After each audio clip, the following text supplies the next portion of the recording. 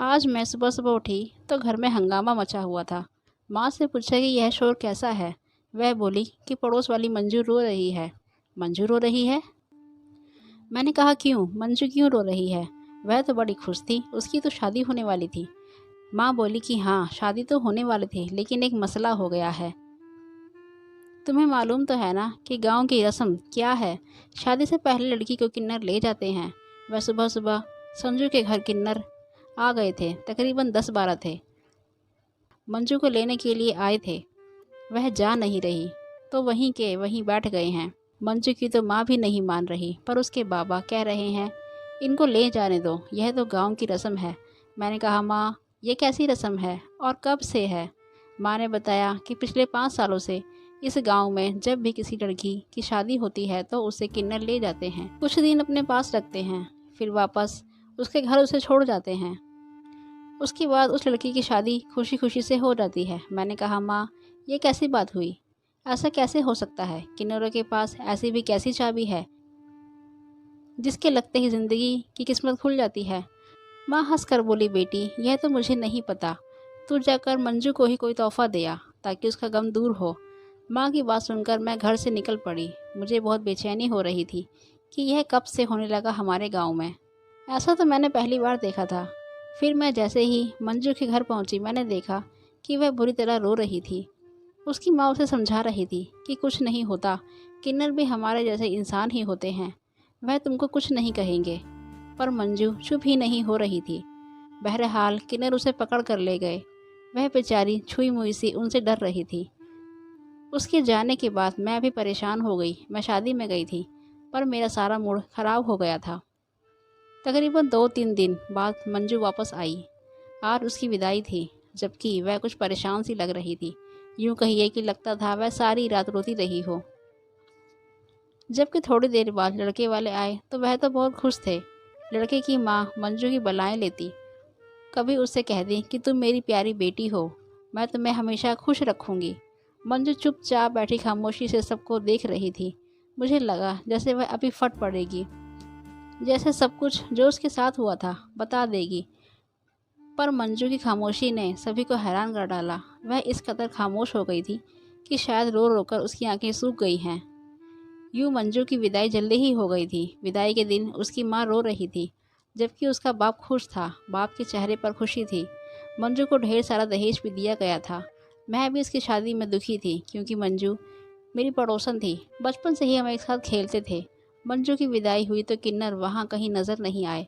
हालांकि हर शादी में ढोल बजाने आया करते थे, पर आज यह अजीब सी बात देखने को मिली थी कि इस शादी में किन्नरों का नामो निशान नहीं था और मंजू के सारे ससुराल वाले महंगे जोड़ों में थे और बहुत खुश थे। मैंने सोचा ना जाने ऐसा भी क्या है मंजू के साथ जो बाकी सब खुश हैं और वह नाराज़ है।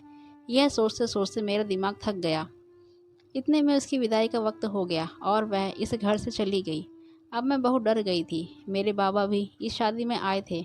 मैं घर आई तो माँ बाबा पहले ही घर पहुंच चुके थे। मैंने देखा मेन गेट खुला हुआ था तो चुपके से अंदर आ गई। मेरा किसी से बात करने का कोई मूड नहीं था कि माँ बाबा के कमरे में बाहर से गुजरते हुए अपना नाम सुनकर मैं रुक गई। बाबा मेरे बारे में बात कर रहे थे, मेरे तो कान खड़े होने ही थे। मैं सुनने लगी कि बाबा क्या कह रहे हैं। माँ को यह कह रहे थे कि हमें अब अपनी बेटी की शादी पर ध्यान देना चाहिए। रागिनी अब बड़ी हो गई है, इसके बाद अच्छे रिश्ते नहीं मिलते। माँ कहने लगी कि ठीक है, मुझे तो इस बात पर कोई एतराज़ नहीं, हाँ लेकिन अच्छा रिश्ता ढूंढो, और साथ में एक शर्त भी, यह है कि किन्नर हमारी बेटी को शादी से पहले नहीं लेकर जाएंगे। यह बात सुनते ही बाबा परेशान हो गए। नहीं नहीं, अगर हम उसे किन्नरों के पास नहीं भेजेंगे तो हमारी बेटी की विदाई कैसे होगी? तुम नहीं जानती, यह बहुत बड़ा राज है। मगर जो भी किन्नरों के साथ रहता है उसकी शादी खुशी खुशी हो जाती है। तुम फिक्र नहीं करो, मैं अपनी बेटी को कुछ नहीं होने दूंगा। कुछ नहीं होने की बात नहीं है प्रमोद, माँ ने बहस करते हुए कहा। मैं अपनी बेटी को दुखी नहीं देखना चाहती हूँ और ना ही सिर पर बोझ रखना चाहती कि शादी के पहले उसे किन्नरों के पास जाना होगा। भला यह भी कोई बात है? माँ बाकायदा गुस्सा करने लगी तो बाबा ने उन्हें चुप करवा दिया। अच्छा जानी मन, तुम जैसा कहोगी मैं वैसा ही करूँगा, लेकिन तुम खुद को परेशान मत करो। वैसे भी अब हमारे घोंसले से बच्चे सब उड़ ही जाएंगे। उसके बाद हम दोनों ही एक दूसरे का सहारा हैं।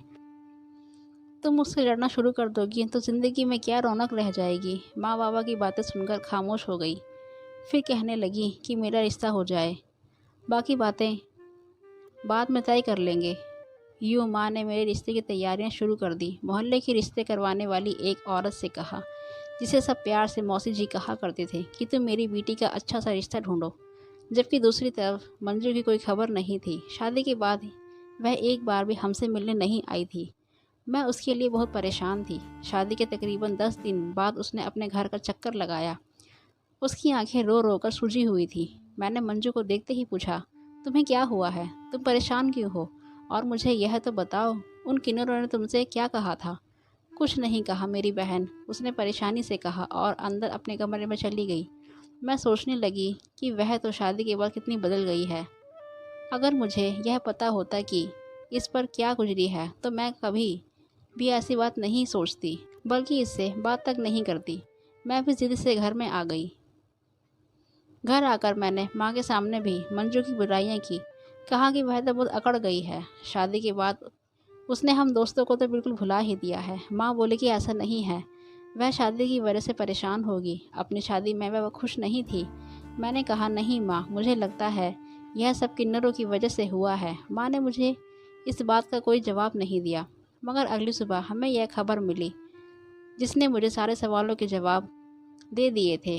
हुआ यूँ कि सुबह उठते ही मोहल्ले में शोर मचा हुआ था। देखा तो मंजू के घर के बाहर लोगों की लाइन लगी हुई थी। मैं भी वहां गई। पता चला कि मंजू ने जहर खाकर अपनी जान दे दी है। वह हमेशा के लिए इस दुनिया से जा चुकी है। यह खबर मेरे लिए दर्दनाक थी। सोचा भी नहीं था कि वह इतना बड़ा कदम उठा लेगी। मैं अपने व्यवहार पर पछताने लगी। मंजू अब हम सबसे दूर जा चुकी थी। इन बातों का कोई फायदा नहीं था। मुझे लगा था यह सब उन किन्नरों की वजह से हुआ था, जो मंजू को शादी से पहले अपने साथ लेकर गए थे। मैं उसके घर वालों को कोसने लगी कि अगर यह लोग ऐसा नहीं करते तो आज मंजू जिंदा होती। मगर उन्होंने ना जाने क्यों गांव की इस बेकार सी रस्म के पीछे एक लड़की की जान ले ली। इसमें ऐसा भी क्या है? मैं जब घर वापस आई तो बहुत परेशान थी। मुझे देखकर माँ बोली, क्या हुआ बेटी? क्या तुम मंजू की लाश देखकर परेशान हो गई हो? हाँ माँ, उन किन्नरों ने ही कुछ किया होगा, तभी तो उस बेचारी ने परेशानी में आकर आत्महत्या कर ली है। नहीं बेटी, किन्नर भी हमारी तरह ऊपर वाले के बनाए हुए इंसान ही होते हैं। उनकी दुआ भी जल्दी लगती है और बद्दुआ भी। माँ की बात सुनकर मैं भड़क उठी। भगवान के लिए माँ, अब तो यह बातें करना बंद कर दें। ऐसा वैसा कुछ नहीं होता। ऊपर वाले के यहाँ उसकी दुआ स्वीकार होती है। जो पूजा पाठ करता है, जो दूसरों की मदद करता है। आप ना जाने किस ज़माने में जी रही हैं। मेरी बात सुनकर माँ भी खामोश हो गई, पर मैं जानती थी कि उनके दिल में क्या बात है। फिर धीरे धीरे से बोली, बेटी कहती तो तुम ठीक ही हो, पर किन्नर इस गांव की रस्म है। हाँ माँ, रस्म तो है। और फिर माँ ने अगले ही दिन मेरा रिश्ता पक्का कर दिया। अब माँ ने एक और शर्त भी रखी थी कि वह शादी वाले दिन किन्नरों को नहीं बुलाएगी, ना अपनी बेटी को उनके हवाले। यह बात उन्होंने रिश्ते वाली मौसी को भी बता दी थी। रिश्ते वाली मौसी ऐसे ही लोगों के पास जाती जो इस गांव के बाहर होते थे, जिन्हें इन किन्नरों वाली रस्म का पता नहीं था। ये मेरे लिए एक डॉक्टर का रिश्ता आया। डॉक्टर का रिश्ता मेरे लिए आना बड़ी ही खुशकिस्मती थी। पर मैं नहीं समझी थी कि उनको सब लड़कियां छोड़कर मैं ही क्यों मिली। मैं तो अनपढ़ थी, बस मैट्रिक पास, पर शक्ल सूरत की अच्छी थी। हो सकता है रिश्ते वाली मौसी ने ही कोई चक्कर चलाया हो। यह सोचकर मैं खुश हो गई।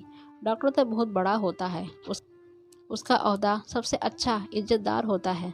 मैं अपनी शादी के लिए बहुत ही खुश थी। मगर माँ ने मुझे यह कह दिया था कि तुम्हें किन्नरों के हवाले नहीं करूँगी। बाबा को भी इस बात पर कोई एतराज़ नहीं था। मैं सोच रही थी कि शायद बाबा जिद करेंगे, कहेंगे कि तुम अपनी बेटी के लिए गांव की इतनी पुरानी रस्म को तोड़ रही हो।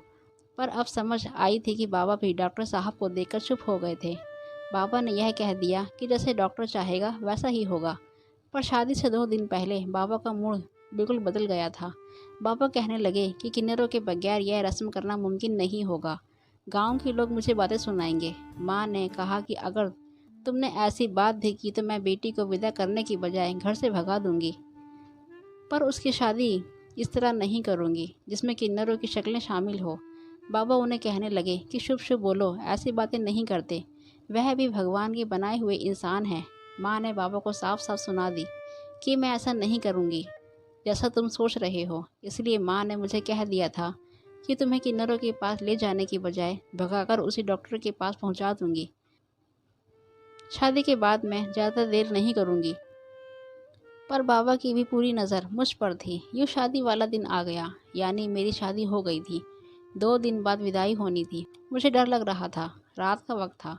मुझे अजीब सा महसूस होने लगा था। मैंने सोचा कि ज़िंदगी तो बस एक ही बार मिलती है। हो सकता है कि मेरे बाद बहुत सारी और भी लड़कियां ऐसी हों जिनके ऊपर किन्नरों की आजमाइश आए। क्यों ना मैं अपनी बलि दे दूं? क्यों ना मैं आज ही देख लूं कि आखिर किन्नर दुल्हन को अपने साथ ले जाकर करते क्या हैं, जिससे लड़कियां इतनी डर जाती हैं कि वह आत्महत्या कर लेती हैं। मैंने अपने दिल में पक्का इरादा कर लिया था। थोड़ी देर के बाद बाबा मुझसे मिलने के लिए आए। मैं जानती थी कि बाबा का इरादा क्या है। वह मुझे किन्नरों के साथ भेजना चाहते थे। बाबा कमरे में आए। मैंने कोई ऐतराज़ नहीं किया। मुझसे बोले कि बेटी, तुम मेरी इज्जत बचा लो। मैं तुम्हें बस इतना कहना चाहता हूँ कि मेरी ज़िंदगी में बहुत सारे अजीब अजीब किस्से हुए हैं और यह उन्हीं में से एक है जिसकी वजह से मुझे किन्नरों की दुआओं पर यकीन है। यह तुम्हें कुछ नहीं कहेंगे। तुम्हारी माँ खामखा वहम कर रही है। वह अभी सो रही है। तुम्हें कुछ नहीं कहेगी। मैं तुम्हें पहुंचा आता हूँ। बाबा की बात पर मैं एकदम तैयार हो गई। बाबा को भी लगने लगा कि शायद मैं उनकी बहुत बड़ी आज्ञाकारी बेटी हूँ, जैसे मैंने उनकी बात मान ली हो। लेकिन दरअसल मुझे खुद वहाँ जाना था। बाबा ने मुझे काली चादर ओढ़ने को दी। किन्नर बाहर ही खड़े थे तो उन्होंने मुझे अपने साथ लिया, एक गाड़ी में बैठाया और बाकी किन्नर पैदल ही चलने लगे। सब शोर मचा रहे थे। मुझे तो यह समझ नहीं आ रहा था कि यह मुझे ले जाकर करेंगे क्या। और ऐसा भी मंजू के साथ क्या हुआ था कि उसने आत्महत्या कर ली। अब आधे रास्ते में गाड़ी एक जगह रुक गई। यह गाड़ी भी आहिस्ता आहिस्ता चल रही थी, इतनी आहिस्ता कि बाकी किन्नर इस गाड़ी के साथ साथ चल रहे थे। यहाँ रुक कर मुझे एक झोपड़ी नजर आई। सब किन्नर उस झोपड़ी के अंदर जाने लगे। मैंने गौर से देखा तो वह झोपड़ी नहीं बल्कि एक बड़े से घर का छोटा सा दरवाज़ा था। आगे एक बहुत बड़ा खुला घर था जो कि पेड़ों की आड़ में छुपा हुआ था। मैं अंदर गई तो मेरी नज़र उस पेड़ों में घिरे घर पर पड़ी। मैं हैरान हो गई। फिर सोचने लगी कि अगर किन्नर इतने ही बुरे होते तो मंजू को खुद क्यों ना मार देते। मंजू ने आत्महत्या की है, उसे किसी ने मजबूर तो नहीं किया।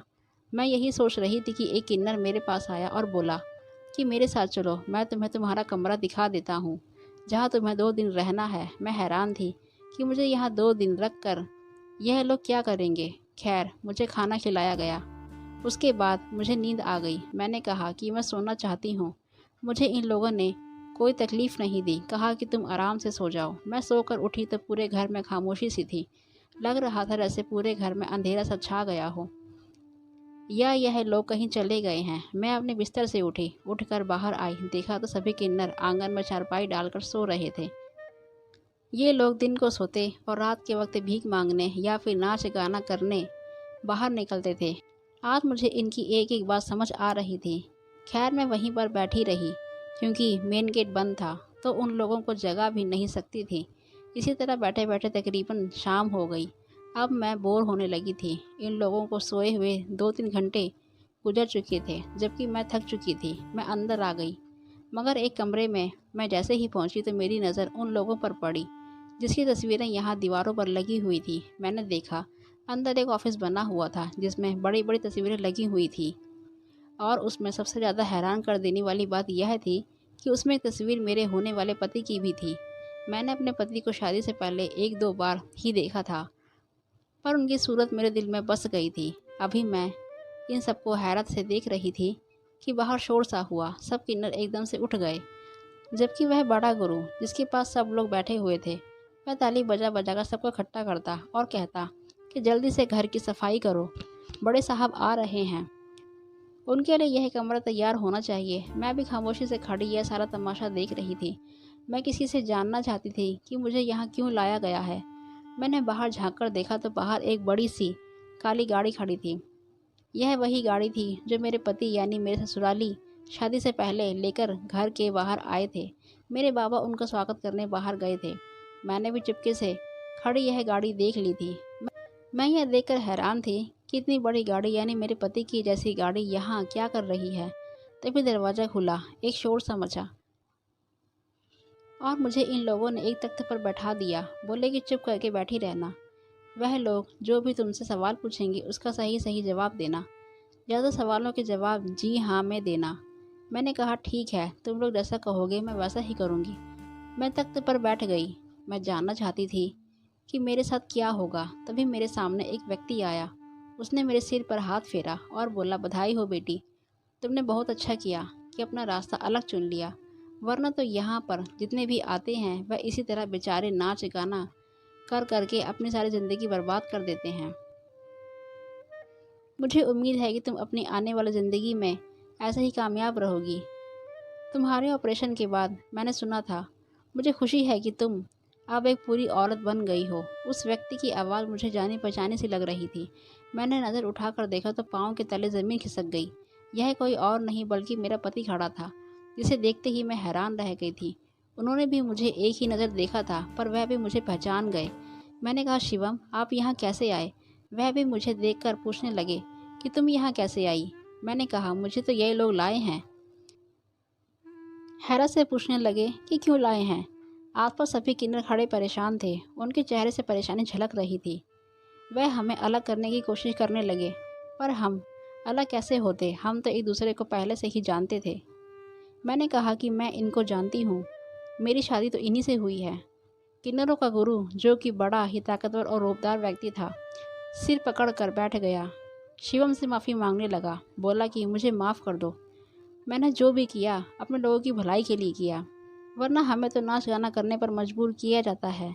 मेरे पति ने उसे गुस्से से देखा, फिर मुझसे बोले, तुम गाड़ी में बैठो, मैं तुम्हें घर छोड़कर आता हूँ। मैं उनकी गाड़ी में बैठी। वह मुझे घर छोड़कर आए। मेरे घर में हंगामा मचा हुआ था। अब मैं घर के दरवाजे पर अपने पति के साथ पहुंची तो माँ बाबा के चेहरे का रंग उड़ गया। माँ बोली कि बेटा, मैंने इसे मना भी किया था कि किन्नरों के पास नहीं जाना। बस मैं क्या करती, हमारे गांव की रस्म है। मेरे पति अंदर आ गए।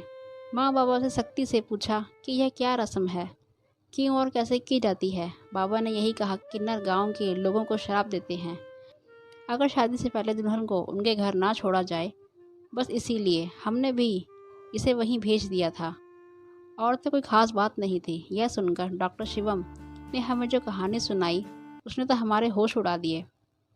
कहने लगे कि मेरे लिए यह ज़िंदगी बहुत आसान थी, इसलिए मैंने सोचा कि मैं कुछ लोगों की मदद कर दिया करूं। मैंने उनके साथ और भी लोगों को शामिल किया। मर्दों और औरतों की मदद तो हर कोई करता है। मैंने सोचा कि किन्नरों की मदद कोई नहीं करता। यूँ मैंने किन्नरों के गुरु से बातचीत की। बातें करना जानता था। उसने मुझसे कहा कि हमारे पास ऐसी लड़कियां और लड़के हैं जो मामूली से ऑपरेशन से ठीक हो सकते हैं, मगर पैसे न होने की वजह से उनकी ज़िंदगियां बर्बाद हैं। मैं तो उनकी शादी भी करता हूँ, उनका ऑपरेशन भी करवाता हूँ, मगर मेरे पास अब और पैसे नहीं हैं। मैंने उम्र भर नाच नाच कर जो कमाया सब ऐसे बच्चों के ऑपरेशन में लुटा दिया। मुझे उस किन्नर का जज्बा बहुत पसंद आया। अब वह मुझे अपने ग्रुप में बुलाने लगा। हर बार वह मुझे ऐसी लड़की दिखाता जो ऑपरेशन के बाद ठीक हुई थी और उसकी शादी हो रही थी। शादी के कागजात तक मुझे दिखाए जाते। मैं बहुत ही खुश होता कि वाकई यह अच्छा काम किया जा रहा है। इसलिए मैं शहर से और भी लोगों को लाता और उन लोगों की मदद करता। मगर मुझे क्या पता था कि यहाँ गांव वालों को यह कोई और कहानी सुनाकर पैसे लूट रहे हैं। सच कहा है किसी ने कि इंसान का भरोसा नहीं है। डॉक्टर शिवम गुस्से में थे। मेरी विदाई हो गई। उन्होंने मुझसे इस बात के बारे में कुछ नहीं कहा। उन्होंने मुझसे इस बात के बारे में कुछ भी नहीं पूछा कि यह लोग कौन थे, मैं उनके पास क्यों गई थी, इत्यादि। मगर उसके बाद गांव वालों से यह रस्म ख़त्म करा दी गई थी, क्योंकि डॉक्टर शिवम ने सबके सामने उनकी हकीकत खोल दी, जिसके बाद किन्नरों की भी हिम्मत नहीं हुई कि वह इन सीधे साधे लोगों को अपने श्राप से डरा सकें और पैसा लूट सकें। दोस्तों, ये कहानी आप लोगों को कैसी लगी? कमेंट सेक्शन में अपनी राय ज़रूर दीजिए। ऐसे ही रोंगटे खड़े कर देने वाली कहानी को सुनने के लिए चैनल को सब्सक्राइब करके ऑल पर सेट कर लीजिए, ताकि आने वाली वीडियो का नोटिफिकेशन आपको सबसे पहले मिल सके। धन्यवाद।